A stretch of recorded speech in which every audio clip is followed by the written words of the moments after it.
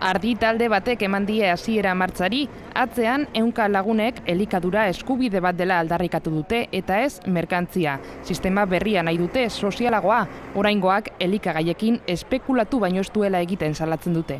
Jesusen bihotzetik areatzaraino joan da manifestazioa, sindikatuak, kontsumitzaile elkarteak, alderdi politikoak eta lehen sektoreko langileak izan dira guztiek elikaduraren burujabetza aldarrikatu dute. Hemen herritarrok kontsumitzen duguna, hemen bertan ekoiztea. Elikadura sanoa ekoiztea eta ere nekazari politika hori sozialki justua izaitea. No estamos una cuadrilla de baserritarras pidiendo dinero ni más ayudas. Tenemos una alternativa y que la alternativa es la soberanía alimentaria y que en estos momentos puede generar muchos puestos de trabajo.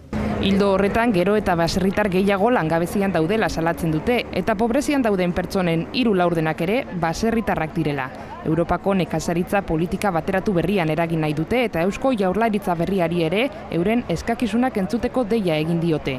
Horien artean elikagaien banku publikoa bultzatzea eta jantoki publikoetako elikagaien 40% 5 urteko epean bertokoa izatea.